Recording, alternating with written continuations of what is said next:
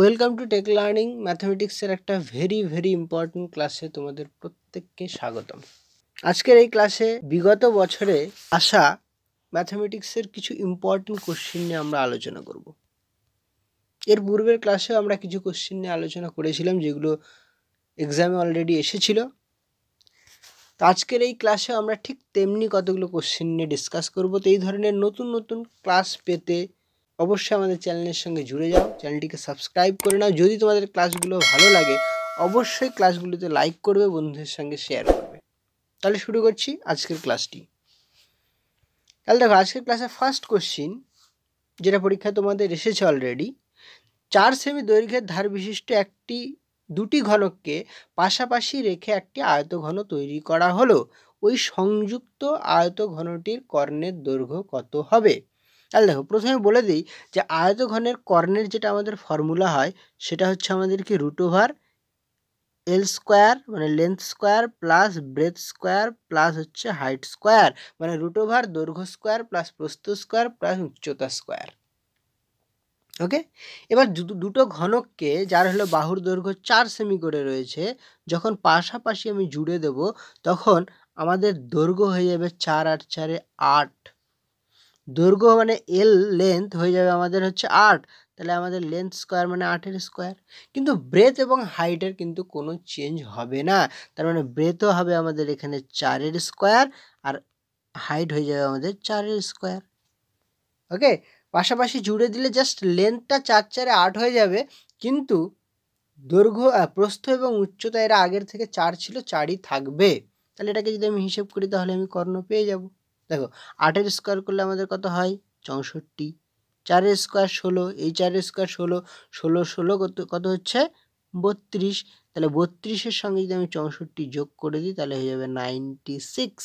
এবার 96কে আমরা লিখতে পারি না যে 16 × 6, 6 16 96। এবার দেখো, এই দুটোর মধ্যে 16 আর 6-এর মধ্যে কিন্তু 16-র বর্গমূল করা যায়। 16-র বর্গমূল করলে কত হয় 4 হয়, তার মানে 16টা বাইরে 4 হয়ে বেরিয়ে গেল। কিন্তু 6-এর যেহেতু বর্গমূল করা যায় না, তাহলে রুটের ভিতর 6 পড়ে রইল, তার মানে 4√6 হয়ে গেল আমাদের ওই আয়তঘনটির কর্ণের দৈর্ঘ্য। তার মানে দেখো বি নম্বর অপশন হয়ে যাচ্ছে কারেক্ট। ওকে, লেন্থ আমাদের 4-4 8 হচ্ছে, কিন্তু ব্রেথ আর হাইট এই দুটো কিন্তু 4ই থাকবে, কারণ একটা ঘনক মানে ওর লেন্থ ব্রেথ হাইট ইকুয়াল হয় 4-4-4, কিন্তু যেহেতু দুটো ঘনককে জুড়ে দেওয়া হয়েছে তাহলে ওই ঘনকটা এখন আয়তঘন হয়ে গেছে। ওকে, তারপরে চলে আসছি নেক্সট কোশ্চেনটাতে। নেক্সট কোশ্চেনটা কি বলেছে যে একটি পাম্প ঘন্টায় 2100 লিটার জল ভর্তি করতে পারে। এবার করেছে তাহলে 7 মিটার দৈর্ঘ্য ও 5 মিটার প্রস্থ বিশিষ্ট 30 ডেসিমিটার উচ্চতার জল ভরার জন্য পাম্পটিকে কতক্ষণ চালাতে হবে? দেখো, এখানে পাম্পটাতে যে জলাধারটাতে যে জল ধরবে সেটার যে পরিমাণটা সেটা কিন্তু তার আয়তনকে বোঝায়। আর এখানে দেখো, দৈর্ঘ্য প্রস্থ উচ্চতা তিনটেই দেওয়া আছে, তাহলে জলাধারটা একটা কিন্তু আয়তঘন। আর জলাধারটা যদি আয়তঘন হয় তাহলে আয়তঘনের আমাদের যেটা আয়তনের ফর্মুলা হয় দৈর্ঘ্য ইন্টু প্রস্থ ইন্টু উচ্চতা। ওকে, এখানে দৈর্ঘ্য দেওয়া আছে কত 7 মিটার, কিন্তু যেহেতু আমাদের কোশ্চিনে এখানে লিটার দিয়ে দেওয়া আছে এই জন্য সমস্ত ইউনিটগুলোকে আমাদের ডেসিমিটারে নিয়ে যেতে হবে। কারণ কি, ঘন ডেসিমিটার, 1 ঘন ডেসিমিটার মানেই কিন্তু 1 লিটার হয়। ওই জন্য আমাদের মিটারগুলোকে কী করতে হবে ডেসিমিটারে কনভার্ট করে নিতে হবে। তাহলে দেখো, এখানে 7 যে মিটার রয়েছে, 7 মিটার মানে কিন্তু 70 ডেসিমিটার। ওকে, এখানে প্রস্থ কত রয়েছে 5 মিটার মানে হলো 50 ডেসিমিটার।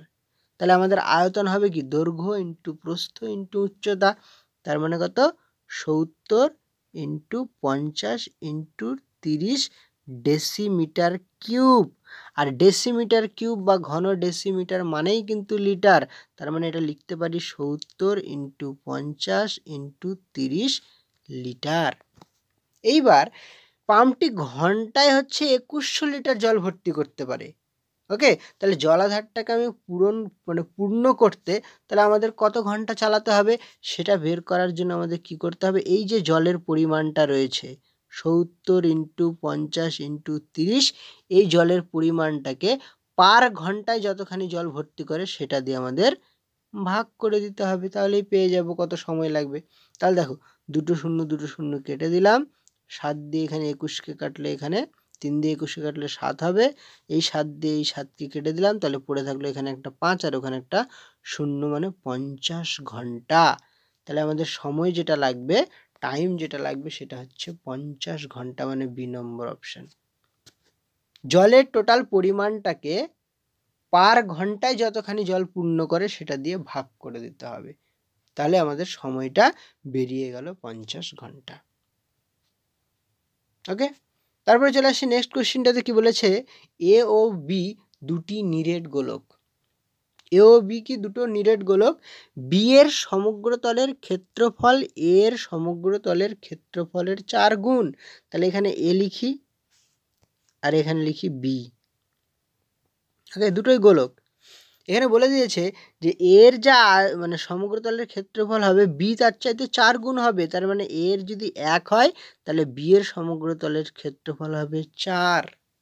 দেখো, বি এর সমগ্র তলের ক্ষেত্রফল এর সমগ্র তলের ক্ষেত্রফলের 4 গুণ। ওকে, এবার সমগ্র তল থেকে আমাদের ব্যাসার্ধ বের করার সূত্র রয়েছে।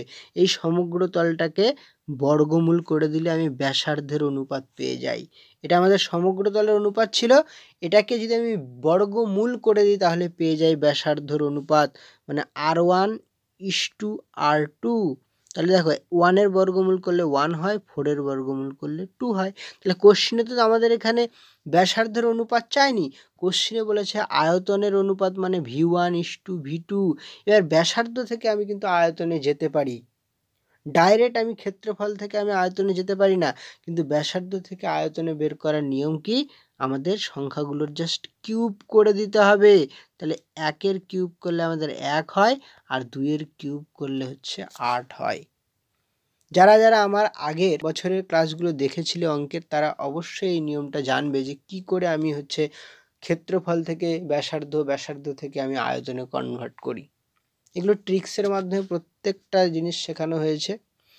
এইবারও নতুন নতুন ক্লাসে তোমরা প্রত্যেকে এগুলো জানতে পারবে। অবশ্যই এই ধরনের ক্লাস পাওয়ার জন্য আমাদের চ্যানেলটিকে কিন্তু সাবস্ক্রাইব করবে, চ্যানেলের সঙ্গে যুক্ত হয়ে যায়, আর রেগুলার আমাদের ক্লাসগুলোকে ফলো করো। দেখবে বছরের শেষে সমস্ত ট্রিক্সগুলো, নিয়মগুলো তোমরা প্রত্যেকেই শিখে যাবে। ওকে, আর অবশ্যই বন্ধুদের সঙ্গে শেয়ার করবে যাতে করে বাকি সকলের কাছে আমাদের ক্লাসগুলো পৌঁছায়। এই কোশ্চেনটার অ্যান্সার আমাদের কত হলো? দেখো, সি নম্বর অপশন হয়ে গেল আমাদের সঠিক উত্তর। ঠিক আছে, তারপরে কোশ্চেন কি বলেছে যে একটি লম্ববৃত্তাকার শঙ্কুর উচ্চতা ও তির্যক উচ্চতার অনুপাত দেওয়া আছে 4:5।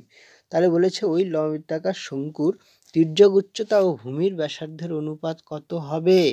দেখো, আমাদের যেটা শঙ্কু রয়েছে, এই যে শঙ্কুর ছবি, শঙ্কুর ক্ষেত্রে একটা জিনিস মনে রাখতে হবে যে শঙ্কুর যেটা উচ্চতা হয়, যেটা উচ্চতা বোঝায়, এটাকে বোঝায় হলো তির্যক উচ্চতা, এল দিয়ে লেখা হয়।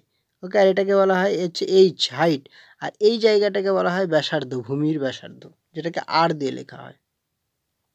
ওকে, আর শঙ্কুর এই যে ভূমির ব্যাসার্ধ, উচ্চতা আর তির্যক উচ্চতা, এরা কিন্তু পিথাগোরাসের সূত্র মেনে চলে। তার মানে আমরা এখান থেকে বলতে পারি যে এল এর স্কোয়ার যেটা হয় ইকুয়াল টু আর এর স্কোয়ার প্লাস হলো এইচ এর স্কোয়ার। ওকে, আর এখানে আমাদের বলেই দিয়েছে উচ্চতা ওখানে 4 বলেছে, আর তির্যক উচ্চতা বলে দিয়েছে আমাদের 5। তির্যক উচ্চতা কত বলেছে? 5। তার মানে এখানে এল এর মান হলো 5, আর এখানে উচ্চতা বলতে এইচ এর মান কিন্তু এখানে 4 বলাই আছে আমাদের। ওকে, আর আমরা জানি যে আমাদের 5-এর স্কোয়ার ইকুয়াল টু 3-র স্কোয়ার প্লাস 4 স্কোয়ার, মানে 5, 3 এবং 4 এরা হচ্ছে পিথাগোরাসের সূত্র মেনে চলে। তাহলে এখান থেকে আমরা কি জানলাম যে এল এর মান যদি আমাদের এখানে 5 হয়, এইচ যদি আমাদের এখানে 4 হয়, তাহলে আর এর মান হয়ে যাবে আমাদের 3। কারণ কি 5, 4 আর 3-এর মধ্যেই কিন্তু পিথাগোরাসের এই যে সম্পর্কটা হয়। তাহলে আমি এখানে কি পেলাম? তির্যক উচ্চতা এবং হচ্ছে ভূমির ব্যাসার্ধ কিন্তু পেয়ে গেলাম। তাহলে কোশ্চেনে বলেছে তির্যক উচ্চতা এবং ভূমির ব্যাসার্ধ অনুপাত কত হবে। তার মানে L:R আমাদের চেয়েছে, তাহলে এল এর মান হলো 5 আর আর এর মান হয়ে গেল আমাদের 3। তার মানে 5:3, মানে এ নম্বর অপশন হয়ে গেল সঠিক। এইখানে মনে রাখার জিনিস যেটা হলো যে আমাদের মনে রাখতে হবে যে 5-এর square equal to 3 square plus 4 square, যেখানে 5টা আমাদের তির্যক উচ্চতাকে বোঝায়। ওকে, এখানে 5 হলো তির্যক উচ্চতা আর 4 এখানে যেটা রয়েছে 4 হলো উচ্চতাকে বোঝায়, তাহলে 3 হয়ে যাবে আমাদের ভূমির ব্যাসার্ধ। আর আমাদের কোশ্চিনে তির্যক উচ্চতা এবং ভূমির ব্যাসার্ধর অনুপাত চেয়েছে, তার মানে 5:3 হয়ে যাবে আমাদের সঠিক উত্তর। তার মানে এ নম্বর অপশন হয়ে গেল কারেক্ট। তারপরে নেক্সট কোশ্চিন দেখো, এই কোশ্চিনটা খুব একটা মানে ভেরি ভেরি ইম্পর্টেন্ট আর খুব সহজ কোশ্চিন দিয়ে দিয়েছে। দেখো এত সহজ তোমরা কল্পনাও করতে পারবে না। এখানে বলেছে x square minus 6x plus 4 equal to 0 দ্বিঘাত সমীকরণের বীজগুলির গুণফলের বর্গমূল কত? বীজদ্বয়ের গুণফলের বর্গমূল। দেখো এই যে এখানে সমীকরণটা দেওয়া আছে, সমীকরণের যে আমাদের ধ্রুবক পদ, এই যে x square minus 6x plus 4 equal to 0, এইখানে এই যে 4 রয়েছে এটাকে বলা হয় ধ্রুবক পদ। এটা হলো বীজদ্বয়ের গুণফলকে বোঝায়। কিন্তু একটা জিনিস খেয়াল রাখতে হবে, তখন খালি আমাদের খেয়াল রাখতে হবে যেন এক্স স্কোয়ারের সহগ এখানে যেন 1 থাকে। দেখো এখানে কিছু নেই, মানে 1ই আছে। ওকে, তাহলে আমাদের বীজদ্বয়ের গুণফল কত আমরা জানি, ধ্রুবক পদ মানে এখানে 4কে বোঝায়। আর আমাদের কোশ্চিনে কি বলেছে, বীজদ্বয়ের গুণফলের বর্গমূল বের করতে বলেছে, মানে 4-এর বর্গমূল বের করতে বলেছে। কারণ 4টাই হলো আমাদের বীজদ্বয়ের গুণফল, আর 4-এর বর্গমূল করলে প্রত্যেকে তোমরা জানো 2 হয়। তার মানে এখানে এ নম্বর অপশনে আছে সঠিক। দেখো কত সহজ অঙ্ক, জাস্ট তোমাদের নিয়মগুলোকে জানতে হবে যে গুণফল কোনটা, যোগফল কোনটা, তাহলেই কিন্তু অঙ্কটা হয়ে যাচ্ছে।